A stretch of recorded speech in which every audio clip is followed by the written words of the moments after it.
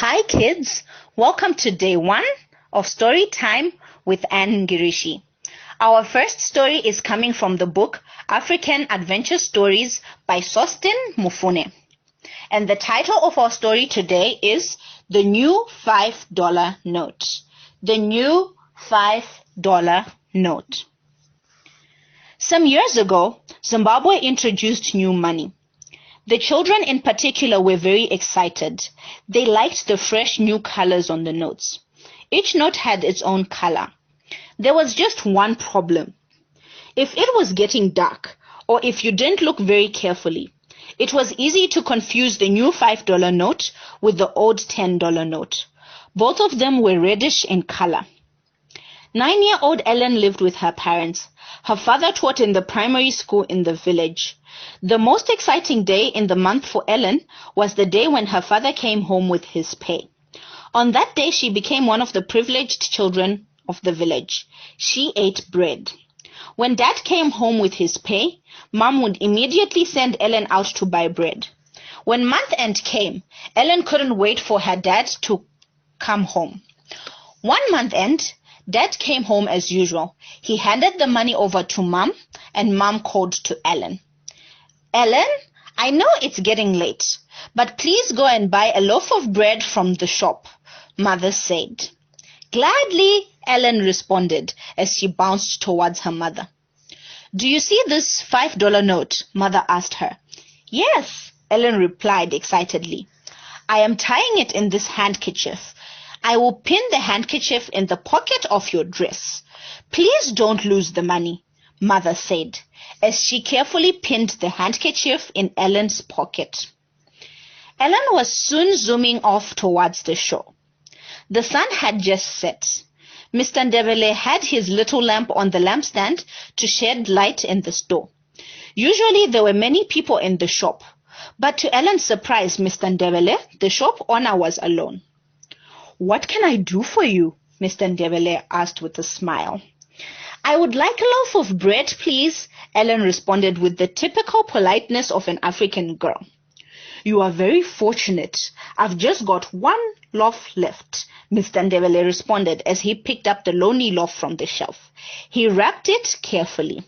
That will be $2.50, Mr. Ndebele said, putting the wrapped loaf on the counter. Ellen took the bread and placed it in her shopping bag. She unpinned her handkerchief from her pocket and began to untie the note. My mother tied the money in my handkerchief so that I would not lose it, she said, taking the $5 note from the untied handkerchief. You have a very wise mother, responded Mr. Ndebele, accepting the money. He put open a drawer beneath the counter and took out the change. Here is your change. Make sure you tie it in the handkerchief. You don't want to lose it, you know, Mr. Ndebele said, putting the money into Ellen's hands. Thank you, Ellen responded as she unfolded her handkerchief and placed the money in it. As she tied the money in her handkerchief, her eyes almost popped out. Had she been given more change than was due to her?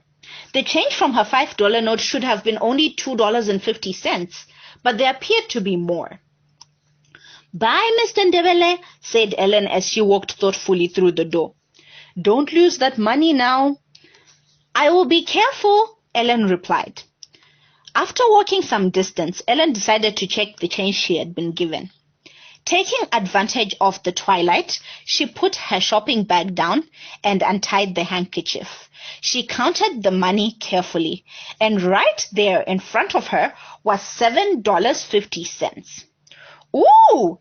Ellen exclaimed. Mr. Ndebele made a mistake. He thought I gave him an old $10 note, and yet I gave him a new $5 note. Ellen stood still. What should she do? A thought came to her mind. Ellen, you're a very fortunate girl. You see, after you give your mother her change, you will still have $5 for yourself to spend as you please. Then another thought came to her. Ellen, remember the Bible says you should not steal. If you don't return the money, you will be stealing. Then yet another thought. You like sweets, don't you? Just imagine how many sweets $5 will buy. Ellen began to walk home. She hadn't gone very far when this thought came. Ellen, Jesus will be hurt by what you're doing. This is your opportunity to shine for him. Don't steal. Ellen stood for some time. Then she turned around and began walking back to the shop. Did you forget something? Mr. Ndebele asked. No, Ellen replied. Then why are you back? It's getting late, you know. How much money did I give you? Ellen asked. $10, replied Mr. Ndebele. I only gave you $5, replied Ellen. What? Exclaimed Mr. Ndebele. I gave you $5 and you thought I had given you $10. Here is the extra money you gave me. Thank you, Ellen, Mr. Ndebele said, taking a deep breath. He paused a little and continued. I only wish all the people in our village were like you. I will inform your parents when I meet them. Mr. Ndebele went to the shelf and pulled out a packet of roasted peanuts and gave them to Ellen. Ellen could not wait to go and tell her mother how she had come by the peanuts.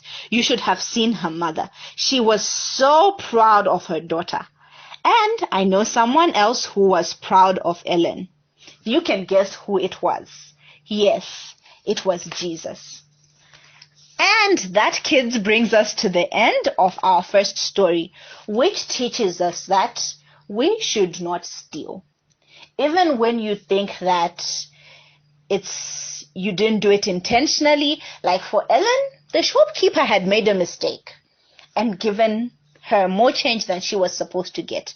But never forget that God does not want people to steal, and we always want to be good kids for Jesus. And that is the end of story time with Anne. Remember, stay home and stay safe. And the last thing you should not forget is, when life is wild, God is always good. Until tomorrow, bye, kids.